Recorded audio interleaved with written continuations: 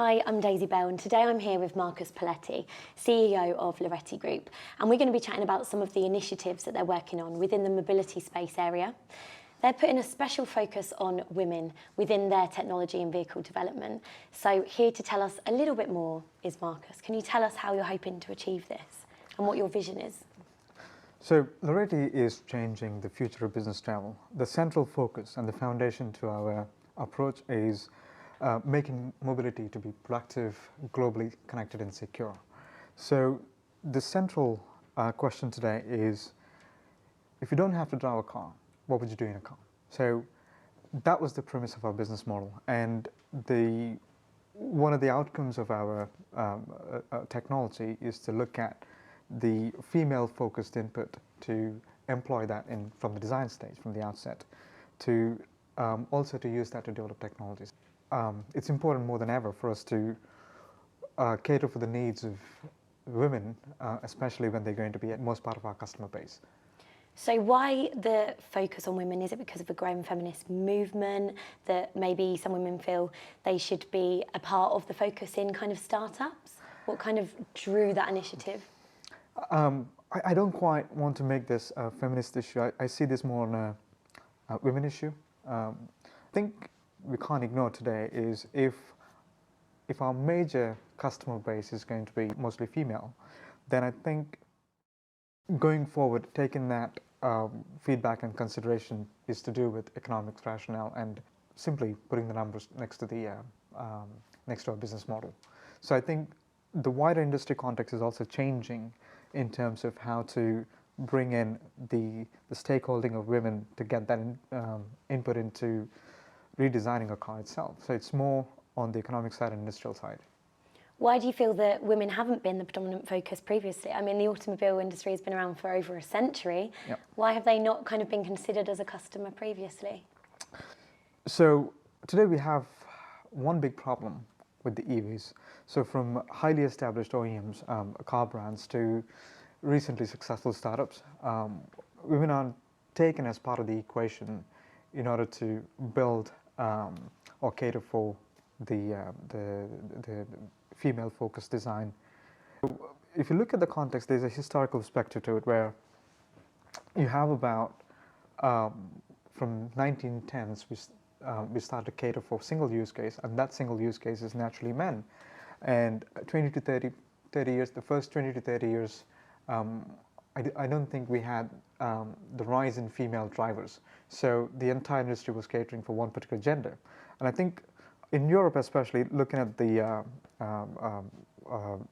transportation and licensing statistics, the real rise of female drivers only happened after World War II. So, and I think by this point, you already have like 30 to 40 years of complacency that's built up in the industry, especially catering for one particular gender. And I think that's just carried on without having to move the direction or basically taking the feedback back into the design stage. But you may be interested to know that 85% of all vehicle purchase decisions are influenced by women, and yet we don't take their feedback into catering for all of this. So are you taking feedback from women then to be able to design this technology that you're saying will be designed to help battle some women's safety issues? Yes, we have to, and not just us, but I think we will see a point where the entire industry that will have to take action to seriously take that focus, especially now as advanced driver systems and autonomous technologies, plus the AI technologies that are building up in automotive and mobility space, there is a need more than ever before, especially the vehicles are turning from driver-centric to passenger-centric. Then we will see you have your gender base, or the customer base is nearly equal to male to female, so 1:1 nearly. And naturally, the economics will add up, and there will be certain converging forces that add up to bringing industry to make that decision. But in our case, we want to be at the forefront of this issue because it opened up a wide array of innovative opportunities and initiatives for us to explore on and exercise some level of thought leadership in bringing women's feedback to the surface in our business model. So you've taken that feedback from some surveys that Laureti have put out. Can you elaborate on any issues that did come up from women? Sure. There are a variety of them, and each case basically differed from what people had to say, and is also based on the careers or the lifestyles or the day-to-day mobility needs that they have.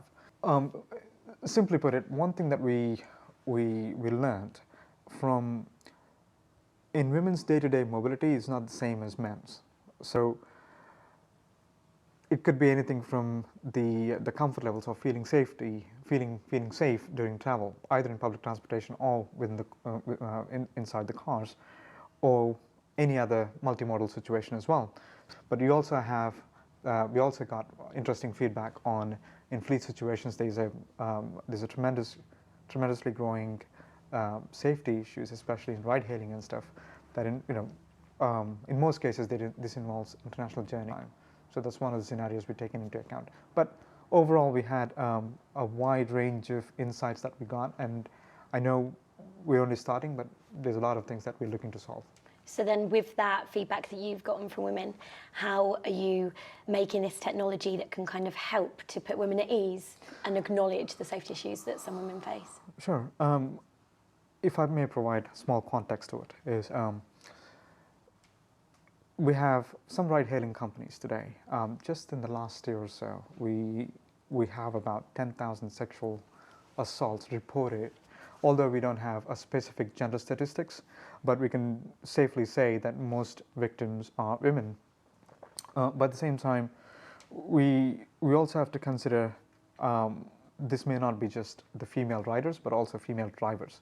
So to answer your question, we didn't find any other technology that's quite similar to what we do. So I can take our technology as an example, where we're using AI tools and autonomous technologies to solve mobility anxiety digitally, where building a certain level of predictability in organization will reduce anxiety for women, especially traveling especially on business trips, traveling from place to place and getting into strangers' cars, for example. So. Well, it's nice that you're focusing on that and helping women to feel at ease. As a male yourself, what kind of drove this initiative for you? What are the external factors if you haven't maybe personally experienced some of these safety issues within mobility yourself? I have to be totally honest, but this is not something on the radar for us unless we started speaking to women. And I can tell you, if I had a business call, give me last minute notice to travel to cross-continental travel, my anxiety is totally different to an average female that have to travel in that notice in the same scenario. It's because getting into a strange city, there's a level of planning and anxiety that goes with it. I think, but it's fundamentally different to how men prepare and think and travel, which they don't. And at the back of the minds of women, but this is something I learned from women, that the anxiety levels are frankly different. We use that feedback to look at how particularly we can solve this situation, and the answer we found were in software technologies and digital, using AI tools, of course, which I explained. And going back to that specific technology, the mirror technology and the AI tools, what is the technology that helps to put them at ease then? Like, what is it doing? Is it tracking? Is it logging? What is the technology doing? Sure. All those components that you just mentioned, they are small parts of this big problem that we're trying to solve. So let me explain. I may have to get into slightly technical here, but I won't keep it too boring, but I promise. So let's take a scenario where you have where you have to travel internationally. And what our technology does is, we're considering now the cars being in a fleet situation. Laureti is operating globally everywhere, so where you got into a car from London and you're traveling, let's say, Tokyo. At the beginning of your journey, because the software is connected at the operational level, itinerary level, the operating system itself is a platform that accommodates various components of these technologies. One of the things that houses, that our platform houses, is to do with improving female safety aspect. Now, The technology itself takes certain parameters into consideration to create an alert system between the car and the operator, the fleet operator, and ultimately different constituents involved in the fleet situation. You don't know how long does it take for you to get from place A to B. So with this level of system, you have a certain visibility and real-time information you can rely on, the time to destination or any rerouting or any unusual patterns that detected. So the system basically sends that alert automatically to the fleet operator. So the system also brings in a certain level of accountability for the fleet operators to take action when they get these alerts. In cases where there's an emergency, it'll call for the local assistance anyway. So, I mean, I have to be very clear here because our technology is not some sort of Batman role to solve crime. It's about providing a certain level of comfort where, you got into a Laureti car, we have certain safer mechanisms, we got your back. And that's the point we're trying to come across. And I'm hoping that this is just the beginning to solve so many other problems that we haven't yet thought of. No, you're totally right. I think it's that reassurance that's really important for women, and to know that there's been research and thought put into something like this. So thank you so much for your time. Watch this space. I've been Daisy Bell, and if you'd like to find out more about Laureti, you can head to lauretigroup.com.